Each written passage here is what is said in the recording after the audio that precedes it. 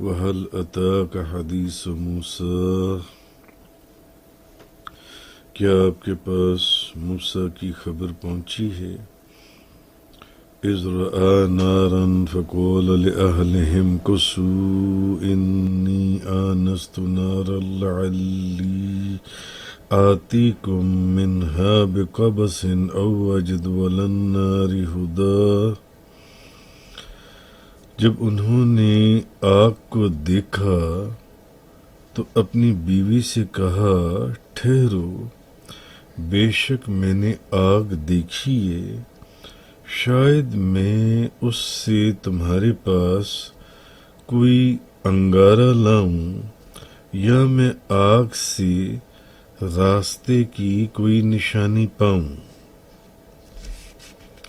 تو آج سورہ طٰہٰ کی آیت نمبر 9 اور 10 کا بیان ہے۔ وَهَلْ أَتَاكَ حَدِيثُ مُوسَىٰ، اور کیا تمہارے پاس موسیٰ کی خبر آئی؟ اب پچھلی آیات جو گزریں اس میں قرآن مجید کا اور نبی کریم صلی اللہ علیہ وسلم کا حال بیان کیا گیا۔ اب یہاں سے انبیاء کرام کے حالات بیان کی جا رہی ہیں تاکہ نبی کریم صلی اللہ علیہ وسلم کے دل کو سکون اور تقویت حاصل ہو، نبی کریم صلی اللہ علیہ وسلم۔ اور اب انبیاء کرام کے واقعات میں اس مقام پر سب سے پہلے جس کا ذکر کیا جا رہا ہے وہ حضرت موسیٰ علیہ السلام کا ذکر ہے کہ انہوں نے نبوت اور رسالت کے فرائض کو ادا کرنے میں کس قدر تکلیفیں اور کس قدر ان کو مصیبتوں کا سامنا اور سختیوں کا سامنا کرنا پڑا تاکہ نبی کریم صلی اللہ علیہ وسلم کے دل اقدس کو سکون اور تسلی اور تقویت اور طاقت حاصل ہو کہ پہلے انبیاء کرام جن سے ان کو بھی اپنے فرائض کو ادا کرنے میں کیسی کیسی مشکلات کا سامنا کرنا پڑا۔ تو حضرت موسیٰ علیہ السلام کے اس سفر کا واقعہ بیان کیا جا رہا ہے جس میں حضرت موسیٰ علیہ السلام نے حضرت شعیب علیہ السلام سے اجازت لی اور مدین سے مصر کی طرف اپنی والدہ سے ملنے کے لیے روانہ ہوئے۔ آپ نے حضرت شعیب سے اجازت لی، یعنی آپ اپنی والدہ ماجدہ سے ملنے کے لیے جانا چاہتے تھے، تو آپ کے ساتھ آپ کے اہل بیت ہمراہ تھے جن سے، اور آپ نے شام کے جو بادشاہ تھے کہ وہ ان بادشاہوں کی طرف سے آپ کو کوئی نقصان نہ پہنچے، حضرت شعیب علیہ السلام کو اس خیال سے کہ وہ آپ کو راستے میں کوئی نقصان نہ پہنچائیں، آپ جو اصل راستہ سڑک کا تھا اس کو چھوڑ کر آپ نے جنگل کا راستہ اختیار کیا تاکہ وہ جو بھی ظالم بادشاہ تھے ان کے نقصان سے جو ہیں وہ آپ محفوظ رہیں۔ تو اس وقت آپ کی زوجہ محترمہ جو ہیں وہ حاملہ تھیں۔ تو اب چلتے چلتے طور پہاڑ جون سا ہے اس کے مغربی جانب پہنچے حضرت موسیٰ علیہ السلام اپنی زوجہ محترمہ کے ساتھ جون سا ہے۔ تو اس میں اب یہاں رات کا وقت تھا اور آپ کی زوجہ محترمہ حاملہ تھی جن سی، اب ان کو درد ذہ شروع ہو گئی اور رات سخت اندھیری تھی اور برف پڑ رہی تھی، جو تفسیروں کے اندر موجود ہے کہ برف پڑ رہی تھی اور رات اندھیری تھی اور سردی بہت ہی سخت تھی۔ اتنے میں آپ کو حضرت موسیٰ علیہ السلام کو دور سے آگ معلوم ہوئی، آگ معلوم، اذ رأى نارا فقال لأهلهم كثوا إني آنست نارا لعلي آتيكم منها بقبس أو أجد على النار هدى. تو اب آپ نے جب انہوں نے آگ کو دیکھا تو اپنی بیوی سے کہا کہ ٹھہرو، بے شک میں نے آگ دیکھی ہے، یعنی میری آگ کے اوپر نظر پڑی ہے، دور اس جنگل میں، پہاڑوں کے اندر، اندھیری رات میں اور برف کی حالت میں. تو آپ فرمانے لگے تم ٹھہرو کہ شاید میں تمہارے پاس کوئی انگارہ یعنی آگ لے کر آؤں، اور یا میں آگ سے راستے کی کوئی نشانی مجھے وہاں سے مل جائے تو میں وہاں سے آتا ہوں جو ان سے. اور وہب بن منبع بیان کرتی ہیں کہ جب حضرت موسیٰ علیہ السلام نے حضرت شعیب علیہ السلام کی خدمت کرنے کی مدت پوری کی تو اب وہ ان کی اجازت سے مصر کی طرف واپس روانہ ہوئے، وہ کہ اپنی والدہ کی زیارت کے لیے، ان سے ملنے کے لیے. تو ان کے ساتھ ان کی اہلیہ بھی تھیں اس اندھیری رات میں، اور وہ حاملہ تھیں، اور سخت سردی تھی، اور برف پڑ رہی تھی، اور ان کو حمل کی درد ذے شروع ہو چکی تھی. تو اور ان کے پاس ایک بکری تھی اور ایک عصا تھا، جس سے وہ اس عصا سے بکری کے لیے پتے جھاڑتے تھے درختوں کے. اور ایک چکماق تھا، وہ پتھر جس کے رگڑنے سے آگ پیدا ہوتی ہے یا آگ جلائی جاتی ہے، جس سے وہ رات کو آگ جلا کر اس پتھر کے ذریعے گرمی یا آگ یا تپش یا حرارت حاصل کرتے تھے. موسم بہت ہی سخت تھا، برف باری کا، اور برفانی راتیں تھیں، اور برفانی راتوں کی راتیں انتہائی اندھیری راتیں ہوتی ہیں، وہ اندھیری راتیں تھیں. اب جب وہ رات آئی، وہ رات جس میں اللہ تبارک و تعالیٰ نے آپ کو نبوت سے مشرف فرمانا تھا، اب وہ رات آ گئی جس رات میں اللہ آپ کو نبوت سے مشرف فرمانا چاہتا تھا،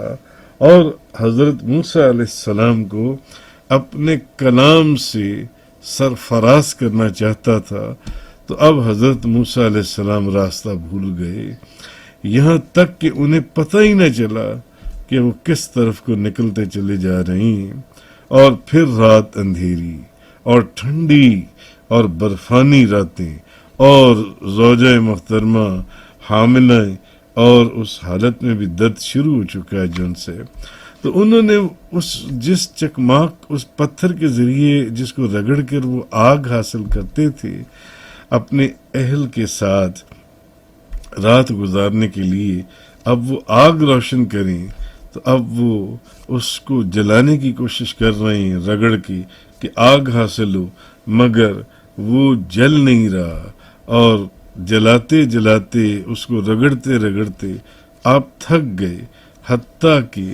آپ نے ایک جگہ دور کہیں آگ کا شعلہ دیکھا یا آگ دیکھی. تو اب حضرت موسیٰ علیہ السلام نے آگ دیکھی، تو اذ رعا نارا، جب آپ نے آگ دیکھی تو آپ نے اپنی زوجہ محترمہ ان سے فرمایا کہ آپ یہیں ٹھہرو، میں نے ایک جگہ آگ دیکھی ہے، اس لیے میں جاتا ہوں، شاید میں تمہارے لیے آگ میں سے کوئی چنگاری لے آؤں، یا مجھے ہو سکتا ہے کہ جہاں مجھے آگ نظر آئی ہے وہاں مجھے کوئی ایسا شخص بھی نظر آ جائے، کوئی ایسا شخص مل جائے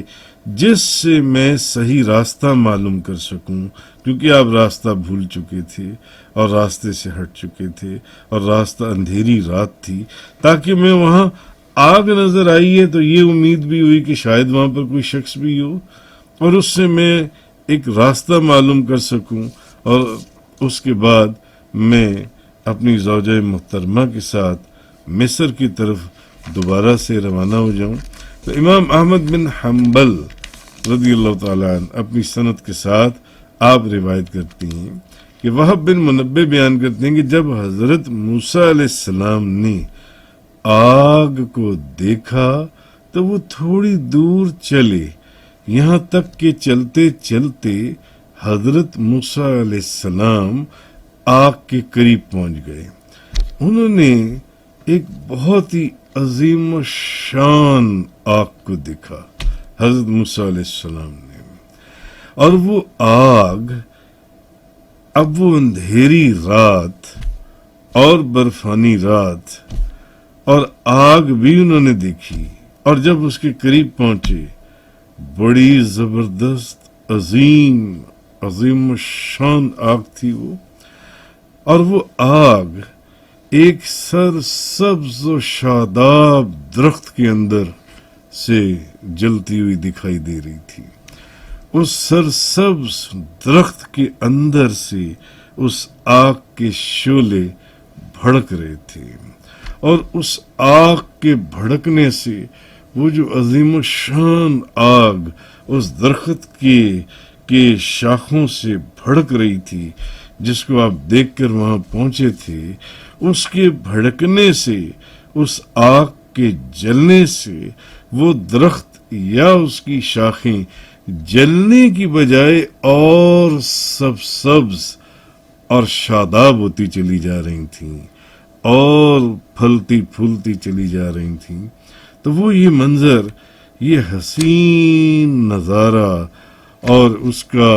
حسن اس آگ کے جلنے سے اس درخت کا اور بکھر رہا تھا اور بڑھ رہا تھا جن سے، تو حضرت موسیٰ علیہ السلام آپ سوچ میں پڑ گئے کہ یہ کیسی آگ ہے، یہ تو ایسی آگ ہے جس سے انگارے یا آگ حاصل نہیں کی جا سکتی۔ اب وہ حیران تھے، کھڑے تھے اور سوچ رہے تھے کہ اب میں کیا کروں، میں تو آگ لینے کے لیے آیا تھا، انگارے لینے کے لیے آیا تھا، اس درخت سے یا اس آگ سے تو مجھے انگارے یا آگ نہیں ملے گی۔ وہ اسی حالت میں کھڑے تھے، اس درخت سے ایک سیدھی شکل میں ان کو آسمان کی جانب ایک نور جاتا ہوا دکھائی دیا، جو سورج کی شعاؤں سے ملتا جلتا تھا۔ ایک ایسا نور جس درخت کے اندر وہ آگ لگی ہوئی تھی وہاں سے اوپر جاتے ہوا نظر آیا کہ اس نور کی شعاع کے اوپر وہ جو لکیر سیدھی اوپر جا رہی تھی، آنکھ نہیں ٹھہرتی تھی۔ وہ اسی خوف اور دہشت کی ایک عجیب حیرانگی کی حالت میں اس منظر کو دیکھ رہے تھے اس جنگل کے اندر کہ درخت سے ایک بلند آواز آئی، یا موسیٰ، آواز آئی ان کو، آپ کو، حضرت موسیٰ علیہ السلام کو۔ بہرحال اب آگے اگلی آیات کے اندر اس کا ذکر آئے گا، مگر اس آیت کے اندر جو ایک خاص بات ہے وہ یہ کہ اذ رعا نارا فقال لأہلہم کثوا انی آنست نارا، جب انہوں نے آگ کو دیکھا تو اپنی بیوی سے کہا کہ ٹھہرو، اپنی بیوی سے کہا کہ ٹھہرو۔ جب انہوں نے اس آگ کو دیکھا تو مفسرین نے فرمایا کہ اس آیت میں حضرت موسیٰ علیہ السلام کی جو زوجہ محترمہ ہیں ان کو بھی اہل فرمایا گیا۔ معلوم ہوا کہ بیوی جو ہے وہ اہل بیت میں سے ہوتی ہے اس آیت سے، کیونکہ اس آیت کے اندر اللہ نے حضرت موسیٰ علیہ السلام کی زوجہ محترمہ کو اہل بیت میں سے اہل فرمایا۔ معلوم ہوا کہ بیوی اہل بیت میں سے ہوتی ہے، اور یہ آیت بذات خود اس بات کی دلیل ہے کہ تاجدار دو جہاں، شاہ سوار لا مکان، مالک زمین و آسماں، روح کن فکاں، نبی کریم صلی اللہ علیہ وسلم کی ازواج مطہرات تمام آپ کی اہل بیت میں داخل ہیں، وآخر الدعوانا ان الحمد للہ رب العالمین۔ تفسیر قرآن کا یہ لیکچر انگلش میں سننے کے لیے براہ کرم ڈسکرپشن میں موجود لنک پر کلک کریں۔